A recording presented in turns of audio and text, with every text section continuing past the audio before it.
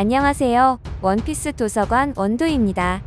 카이도와 루피의 전투가 슬슬 마무리가 되어가면서 이제 우리는 이 다음에 등장할 제3의 세력에 모든 초점이 맞추어지고 있습니다. 가장 유력한 세력으로는 해군과 세계정부의 전력, 그리고 아군의 전력으로는 루피의 산하해적단 또는 항상 거대한 싸움에 등장해서 루피를 서포트했던 붉은머리 샹크스가 뽑히고 있어요. 하지만 우리들은 이런 생각을 해봐요.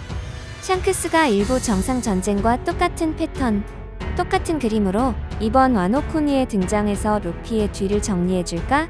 도대체 무엇을 위해 이 먼 곳까지 위험을 감수하며 등장할까요? 샹크스는 현재 무너진 상황의 균형에서 검은 수염 티치와 함께 균형을 이루어야 하는 입장이죠. 그렇기 때문에 움직임 하나하나가 굉장히 신중해야 합니다. 샹크스가 왜 와노쿠니에 등장해야 할까? 명분을 찾는 분들이 상당히 많습니다.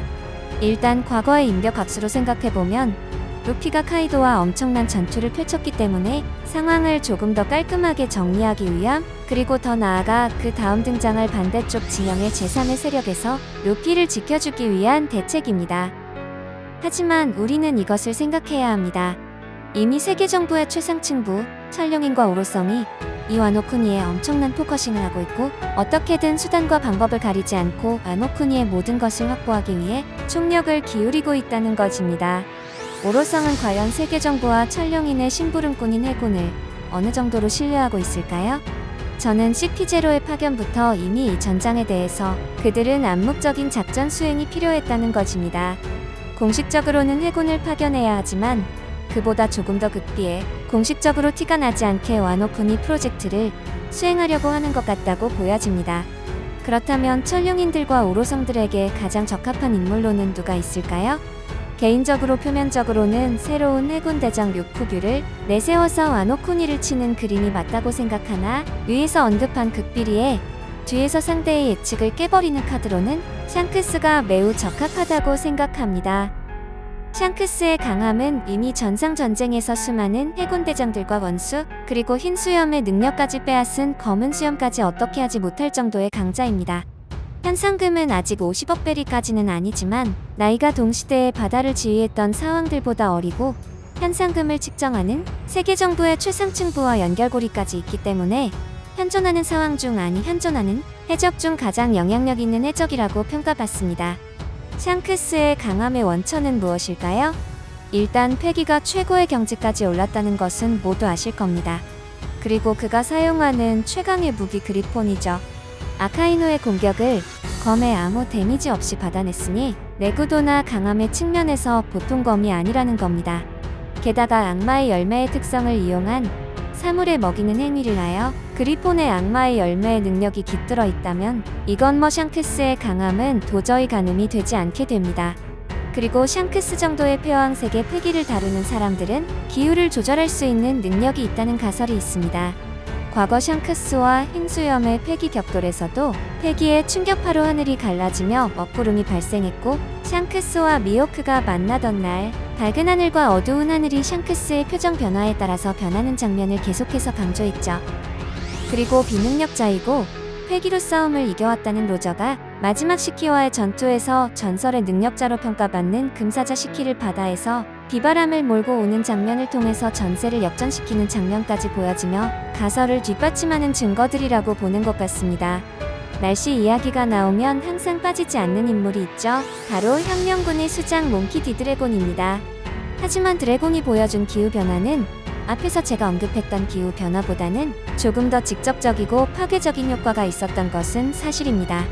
그리고 드래곤 역시 회왕색의 패기를 가지고 있을 확률이 매우 높다고 생각하기 때문에 이것이 그의 악마의 열매의 능력인지 아니면 정말로 회왕색의 패기의 강자들에게서 나타나는 기후변화인지는 지켜봐야 할 것입니다. 진짜 이렇게 보면 아직도 원피스에서 풀어야 할 떡밥들이 너무 많아서 팬의 입장에서 너무 행복합니다. 저는 그리고 샹크스를 둘러싸고 퍼지고 있는 천룡인의 떡밥에 대해서 이야기를 해보려고 합니다. 이번 오로성의 개입이 본격적으로 보여지며 이 떡밥이 더욱 수면 위로 올라오고 있습니다. 샹크스의 천룡인의 떡밥은 수많은 가설들과 추측들이 난무하는데요. 천룡인설에 대입하여 생각해보면 샹크스는 라프텔에서 세상의 모든 역사를 알아버린 로저에게 자신이 그렇게 싫어하고 증오했던 천룡인의 피를 이어받았고, 라프텔에서의 전투와 잃어버린 공백의 100년, 그리고 멸망 후 자신이 어떻게 배에 타게 되었는지를 로저에게 듣게 되었을 것으로 생각합니다. 아직 어린 샹크스에게 이런 과거를 받아들이기에 상당히 힘들었을 것입니다. 원피스에서 눈물을 흘리는 장면들이 자주 나오는데요. 오다는 이때 기쁨의 눈물인지 슬픔의 눈물인지 확연하게 구분되게 그리죠. 샹크스의 눈물은 누가 봐도 정말 처절한 슬픔의 눈물에 가까웠습니다. 그리고 샹크스가 성인이 된 시점으로 가보겠습니다. 가장 눈에 띄는 건 샹크스는 이미 신세계 바다의 균형을 리드하는 상황이 되었습니다. 그리고 레벨리에서 충격적인 장면인 오로성과 독대하는 장면이 연출되죠. 해적의 신분으로, 그것도 가장 위협이 되는 상황이 오로성을 직접 독대한다는 것은 유례없는 일입니다. 그저 샹크스가 강하다는 이유로 오로성이 샹크스를 불러서 독대한다는 건 상당히 애매합니다. 왜냐하면 다른 상황들은 해군의 수뇌부와는 연결이 된다고 생각할 수 있으나 오로성까지는 절대 갈 수 없기 때문입니다. 오로성 역시 세계 귀족 천룡인들로 구성이 되어 있으며 아무나 말을 섞지 않는 최고 등급의 인물들입니다. 오로성에게서 얻을 수 있는 단서 중 하나는 그들은 샹크스가 움직이면 막을 수 없다고 말을 합니다. 일단 샹크스를 사왕으로서 강함을 인정하는 대목이죠. 이 부분은 샹크스의 세력이 그만큼 강하기 때문에 인정하고 넘어갈 수 있습니다. 하지만 이런 말을 하는데요. 샹크스는 세계를 어떻게 할 사내는 아니다라고 확답을 내립니다. 즉 혁명군이나 해적왕의 포지션으로 절대 갈 일이 없다고 확정을 박아버린 것이죠. 샹크스 역시 천룡인의 피를 가지고 있다는 것을 알고 있는 오로성이 그에 대한 신뢰와 안정감을 가지고 있다고 판단됩니다. 샹크스 역시 평생을 해적으로 살아왔지만 최소한의 자신의 핏줄에 대한 예의를 지킨다고 생각합니다. 그렇지 않았다면 이미 샹크스가 오로성을 독대하는 순간 그들을 없애버릴 능력은 되니까요. 그리고 해군의 총수뇌부 역시 샹크스의 쩔쩔매는 모습을 보이며 오히려 믿는다는 표현까지도 할 정도로 인정을 하고 있습니다. 해군이 대장급 또는 그 윗급 원수는 아무리 강한 상황이라도 이런 태도를 보이지 않습니다. 그리고 정상전쟁 마지막에서 샹크스가 이 전쟁을 끝내러 왔을 때도 샹크스면 마지막을 맡길 수 있다는 모습까지 보였습니다. 저는 해군 수뇌부의 반응에서 자꾸 또 다른 천룡인 해적 도플라밍고가 떠올랐습니다. 그리고 샹크스의 현재 움직임에 대해서 대입해 보겠습니다.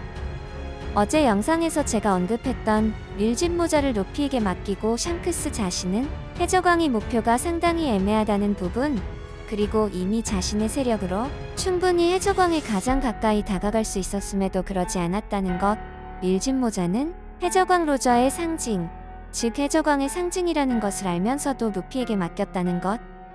이 부분에서 샹크스는 애초에 천룡인의 피를 가지고 있기 때문에 과거 오로성과의 약속에서 세계 정부에 반하는 세력, 해적왕이나 혁명군에 반하는 행보를 이어갈 것을 약속했을 가능성입니다. 다시 한번 말씀드리지만 샹크스가 천룡인이 아닌 일반 해적 출신이라면 샹크스는 해적왕에 가장 가까운 사나이가 되었을 것입니다. 이미 흰수염과 맞먹는 힘을 보여준 적이 있으니까요. 그렇기 때문에 샹크스 역시 자신이 아무리 높게 올라가도 해적왕이 될 수 없다는 것을 어릴 때부터 인지하고 루피에게 밀짚 모자를 인계하며 루피를 옆에서 돕고 있을 확률이 높다고 보입니다. 왜냐하면 샹크스 그는 천룡인이기 때문이죠. 정말 어찌 보면 비운의 사나이, 저주받은 운명이 아닐까 생각합니다. 이 내용들을 대입해서 루피의 마지막 상대가 샹크스라는 논리를 생각해보면 이렇습니다. 결국 루피의 마지막 목표를 위해서 루피는 천룡인을 상대해야 하는 상황이 무조건 찾아올 것입니다. 그렇게 되면 결국 샹크스를 후반에 다시 만난다는 것은 샹크스도 천룡인이기 때문에 결국은 싸워야 할 상대가 된다는 논리가 맞아떨어집니다. 그리고 현재 사왕들의 과거 회상과 전투력 등등 비교적 많은 정보들이 공개가 되었지만 샹크스의 정보는 마치 공백의 100년과 같이 전혀 언급이 되고 있지 않습니다. 이렇게 오랫동안 루피 옆에서 루피를 도와주며 인기가 많은 인물을 원피스 후반까지 숨겨야 하는 엄청난 이유가 있다는 반증이죠. 하지만 위 내용들을 반증하는 의견들도 있습니다. 일단 샹크스의 출신에 주목을 하는데요. 샹크스는 웨스트블루 출신이라고 설정이 뚜렷하게 잡혀 있습니다. 갓벨리의 위치가 어디인지 정확하게 기술되지 않았기 때문에 이 두 가지를 비교할 수 없죠. 출신이라고 해서 꼭 태어난 곳이 아닐 수도 있으니까요. 이 부분은 증명이 필요한 부분입니다. 오늘 영상은 여기까지입니다. 재미있게 보셨거나 재미없게 보셨다면 구독, 좋아요 부탁드립니다.